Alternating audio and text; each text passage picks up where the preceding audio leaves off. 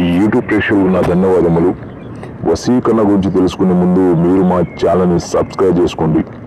ఈ వశీకరణ చేస్తే మనకి రిజల్ట్ ఎట్లా వస్తుంది, ఏ విధంగా చేయాలి అనేది ఈ వీడియోలో తెలుసుకుందామండి.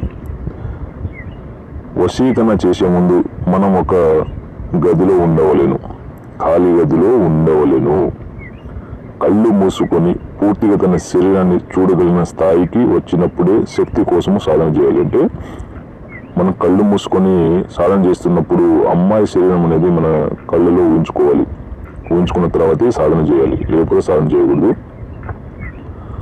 ఇప్పుడు కళ్ళు తెరుచుకుని కళ్ళు ముందు మీ శరీరాన్ని చూపడము సాధన చేయాలి. అంటే ఈ సాధనలో ఇంకో సాధన, కళ్ళు తెరిచిన తర్వాత ఆ అమ్మాయి మన కళ్ళ ముందు ఉన్నట్టు ఉంచుకోవాలి.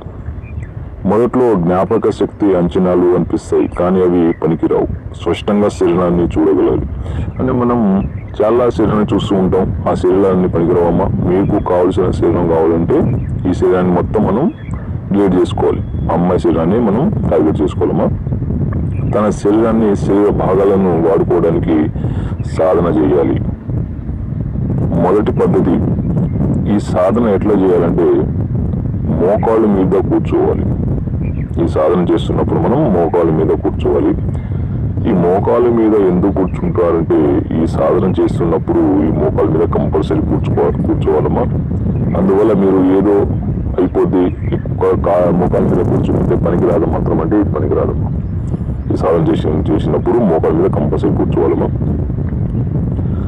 మన వాళ్ళు ఏమనుకుంటారంటే పద్మాసనం పద్ధతిలో కూర్చుంటారు. అంటే మన హిందువులు అనమాట, పద్మాసనం పద్ధతిలో కూర్చుంటారు మోకాళ్ళ మీద. మీరు ఏమనుకోండి, మోకాళ్ళ మీద కూర్చోవచ్చు, నిలబడైతే సాధన చేయకూడదు. నిద్రపోకూడదు. ఈ సాధన చేస్తే మన కళ్ళు మూసుకొని నిద్రపోకూడదు. నిద్రపోయానుకో ఈ సాధన అనేది పనికిరాదమ్మా. తన శరీరము తను పూజ చేస్తున్న గదిలో తన చుట్టూ తిరిగినట్లు ఉంచుకోవాలి. ఆ తర్వాత ఎదురుగా కనిపిస్తున్నట్లు చూడగలగాలి.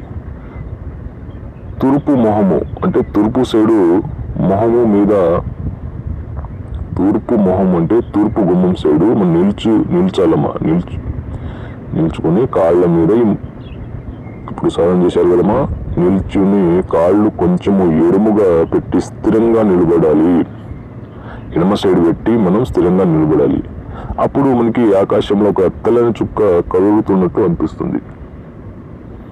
ఆకాశంలో ఒక తెల్లని చుక్క కనిపిస్తున్నట్టు, కదులుతున్నట్టు అనిపిస్తుంది.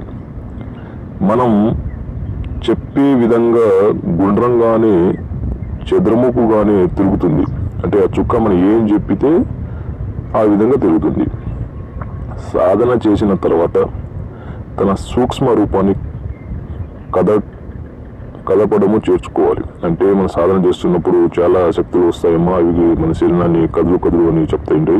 మనం ఒకటే గుర్తు పెట్టుకోవాలమ్మా. సాధన చేస్తున్నప్పుడు ఎవరిని ఊహించుకోకూడదు, మనం ఒక్కటే ఊహించుకోవాలమ్మా. అదే అమ్మాయి కావాలి మనకి, అదే ఉండాలమ్మా. తర్వాత మన ఇష్టదేవత ఎవరైనా సరే మనం ఈ సాధనలో వాళ్ళ పేర్లు జపించాలి. తర్వాత సూక్ష్మ రూపం కదులుతున్నట్లు అనిపిస్తుంది. మన ఇష్టదేవత వాళ్ళ పేరు జపించిన తర్వాత మన శరీరం కదులుతున్నట్లు అనిపిస్తుంది. ఆ తర్వాత గొంతుకల నుంచి ఈ రూపం బయటకు వచ్చి గాలిలో తేలుతున్నట్లు ఉంటుంది. మనం జపించిన అమ్మాయి మన గొంతు రూపం నుంచి బయటకు వచ్చి గాలిలో తేలినట్లు ఉంటుంది. అప్పుడు మన శరీరాన్ని కదిలిచ్చి మన శరీరాన్ని అమ్మాయికి మనం పంపించవలను. చాలా మంది ఏమంటారంటే యోగా చేసిన తర్వాత కూడా ఈ శరీరం కూడా కలుగుతుందిగా గురుగారు అంటారు. యోగాకి దానికి ఎలాంటి సంబంధం లేదు. మనం ఒక చేస్తున్నప్పుడు ఒక గదిలో ఒంటరిగా ఉండవలను, ఎవరు లేని గదిలో ఉండి జపించాలమ్మా.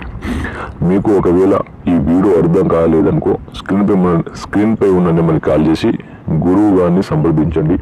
మీకు డౌట్లన్నీ క్లారిటీ గురుగారు చేస్తారు.